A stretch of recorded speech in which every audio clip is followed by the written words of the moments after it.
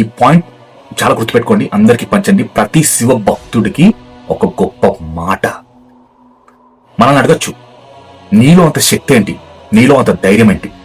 ఆ శక్తికి ధైర్యానికి అర్థం ఏంటని నన్ను అడిగితే, నాలో ఉన్న శివభక్తి నా ధైర్యం, నాలో ఉన్న శివభక్తి నా శక్తి, నాలో ఉన్న శివభక్తి నా సామర్థ్యానికి అర్థం, నా ధైర్యానికి అర్థం అని శివభక్తులు ప్రతి ఒక్కరు గుండె మీద చేసుకుని ధైర్యంగా చెప్పవలసిన మాట ఇది. ఏంటంటే, శివభక్తి పవిత్రంగా, శివుని నమ్ముకున్న నేను, శివభక్తితో ఉన్న నేను ఎలాంటి కష్టాన్ని, ఎలాంటి ఇబ్బందులని, ఎలాంటి సమస్యలని ఎదుర్కోవడానికి సిద్ధంగా ఉన్నాను. అది నాలో ఉన్న శివభక్తి.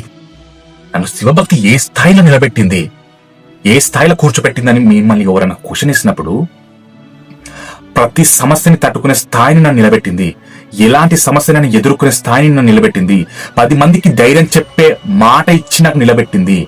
ఈశ్వరుడు నాకు ఎన్నో విధాలుగా, నాకు అష్ట ఐశ్వర్యాలు లేకపోవచ్చు, కానీ ఈశ్వరుడు, వాటిని మించిన ఈశ్వరుడు నాతో ఉన్నాడు అనే ఒక సంకల్ప ధైర్యాన్ని నాకు ఇచ్చి శివభక్తిగా నిలబెట్టింది. ఆ భక్తి నాలో ఉన్నన్ని రోజులు నన్ను ఎవ్వరు ముట్టుకోలేరన్న ఒక ధైర్యాన్ని నింపింది శివభక్తి.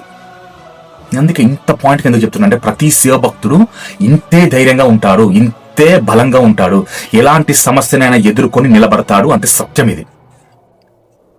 శివభక్తులకు ఉన్న ధైర్యం, శక్తి సామర్థ్యాలు ఏంటంటే, శివుడు, నాతో శివుడు ఉన్నాడనే నమ్మకం, నన్ను శివుడు నడిపిస్తాడనే నమ్మకం, నన్ను శివుడు నిలబెడతాడనే నమ్మకం.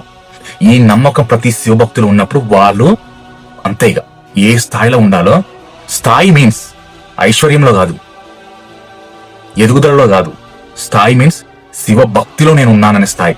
ఆ స్థాయిలో ఉంచుతాడు ఈశ్వరుడు నిన్ను. హర హర మహాదేవ శంభో శంకర శివకేశవాయ నమః.